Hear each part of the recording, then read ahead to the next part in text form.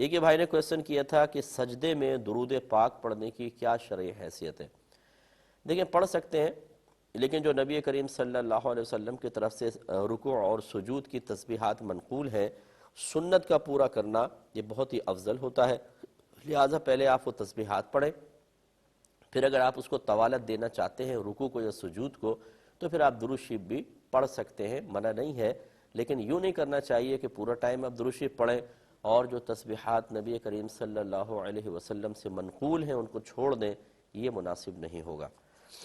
ایک یہ بھائی نے فرمایا تھا کہ کیا اذان سے قبل ہم نماز پڑھ سکتے ہیں؟ تو اگر آپ مسجد میں ہیں تو پھر بہتر نہیں ہے، کیونکہ وقتی نماز کے لیے اذان سنت مؤکدہ ہوتی ہے، تو پھر آپ انتظار کریں، پہلے اذان ہونے دیں پھر پڑھ لیں۔ لیکن اگر آپ گھر میں ہیں اور کسی جگہ کی بھی شہر میں اذان ہو چکی ہے تو آپ بالکل پڑھ سکتے ہیں۔ اس میں پھر افضل اور اعلیٰ یہ ہوگا کہ قریبی مسجد کے انتظار کر لیں کہ اذان ہو جائے، یا پھر آپ خود تنہا اذان دے کر اور نماز پڑھنا چاہیں تو پڑھ لیں۔ یہ مردوں کے لیے، خواتین کے لیے حکم نہیں ہے اذان دینے کا، تو لہٰذا اگر قریبی مسجد کی اذان ہو گئی اس کے بعد وہ پڑھ سکتے ہیں۔ لیکن عورتوں کے لیے خاص طور پر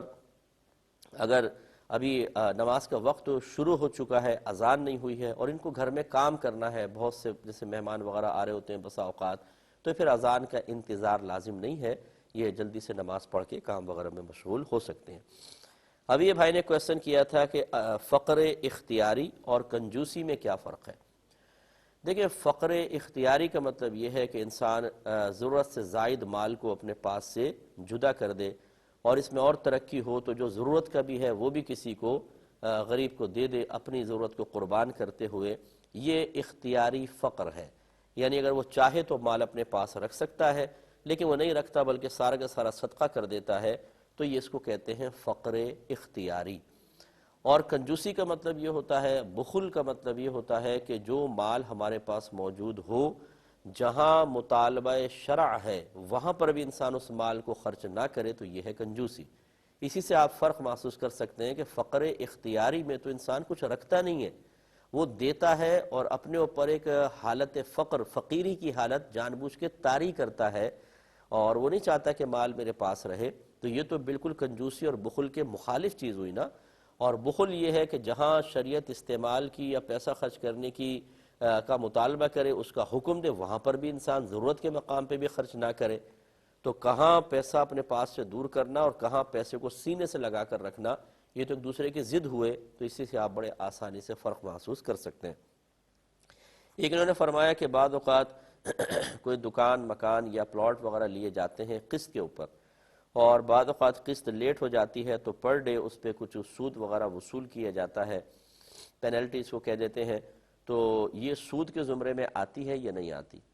تو بالکل یہ مطلب سود کی اصل تعریف میں تو نہیں آتی، بشرطے کہ پہلے سے مشروط نہ ہو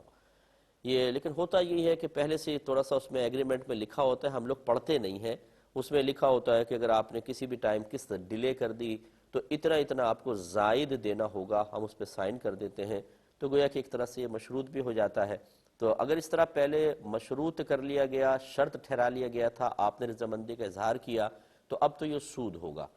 اور اگر پہلے ایسا کچھ بھی نہیں تھا، کوئی ایگریمنٹ وغیرہ سائن نہیں کیا تھا، اور پھر کوئی قسط آپ نے لیٹ کی اور سامنے والا مطالبہ کرتا ہے کہ بھئی آپ نے اس دفعہ دیر کر دی تو اتنا اتنا آپ اس کے اوپر ہمیں جرمانہ دیں، تو پھر یہ سود تو نہیں ہوگا، اس کو مالی جرمانہ کہیں گے، لیکن یہ بھی ہمارے مذہب میں منسوخ ہو چکا ہے، اور منسوخ پر عمل کرنا گناہ ہوتا ہے، تو لہٰذا گناہگار ہوں گے۔ اس طرح کی کنڈیشنز نہ رکھی جائیں۔ اس کو اگر کوئی بلڈر وغیرہ کہتا ہے یا کوئی اس کو شرط لگاتا ہے تو آپ اس کو پیار محبت سے سمجھائیں کہ یہ شرط آپ نہ رکھیں، اور ویسے ہی آپ ہمیں دیں، حتی الامکان کوشش ہی ہوگی کہ پورے وقت کے اوپر دیا جائے، اور اگر نہ دے سکیں تو پھر شاید سودا ختم کر دیں، وہ ایک وقت تک انتظار کریں اور بولے سودا ختم کر دیتے ہیں، کیونکہ اگر کوئی مشتری وقت کے اوپر پیسے نہ دے سکے تو بیچنے والا جس کو بائع کہتے ہیں وہ سودا ختم کر سکتا ہے۔ لیکن اگر ایسی صورتحال نہیں ہے، آپ وقت کے اوپر دے سکتے ہیں، تو پھر اس کو یہ ایگریمنٹ کی صورت میں وعدہ سود نہ کریں، بلکہ آپ اپنے وقت کے اوپر ادا کر دیں اور اسی طرح اپنا اس کے ساتھ معاملہ طے کریں۔